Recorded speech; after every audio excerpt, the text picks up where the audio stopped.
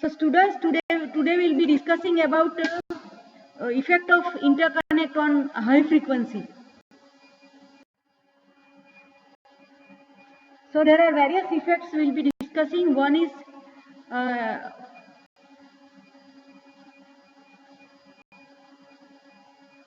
on copper interconnect.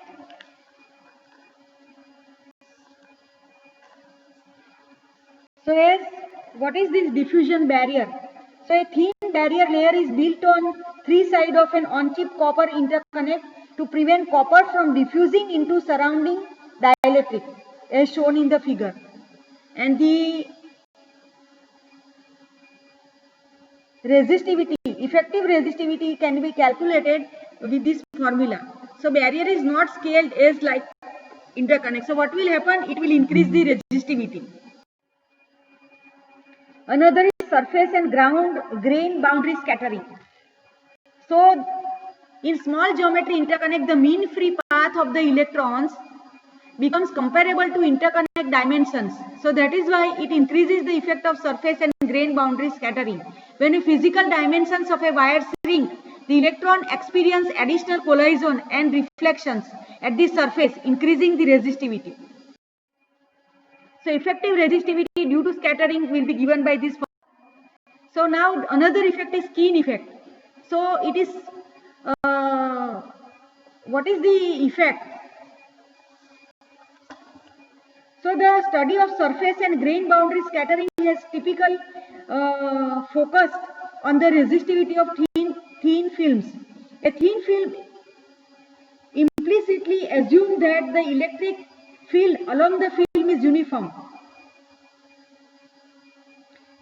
At this high frequency, electrons tend to flow near the interconnect surface and the current density exponentially decreases with the depth of the interconnect, as illustrated. So consequently, the effective cross-sectional area of the conductor is reduced, thereby increasing the effective resistance of the interconnect. This phenomena is called Keen effect. Note that the resistance model by the formula does not consider the Keen effect and is called the DC resistance. So the formula of the, so as a result resistivity is increased. So it is given with this formula. So another is temperature. So resistivity is also related with the temperature. So resistivity is proportional to electron mean free path. At higher temperature, reduces the electron mean free path by increasing the probability of electron colliding with photons. So resistivity increases as shown the formula. So resistance extraction is given here.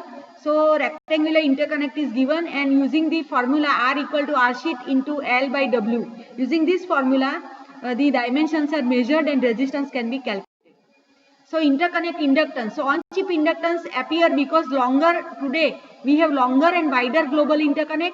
We are using copper with the low resistivity and higher clock. We are operating it with a, you can say, high clock frequency. So inductance L is measure of ability to store energy in the form of magnetic field. So why inductance is important? Inductance may lead to voltage overshoot, ranging, non-monotonic voltage response and faster rise fall times. So inductance is a weak function of conductor dimension. Inductance is a strong function of current return path. Inductance is most significant in long fast switching nets with low resistance. So how to deal with the inductance? So in order to, because inductance is a slow process.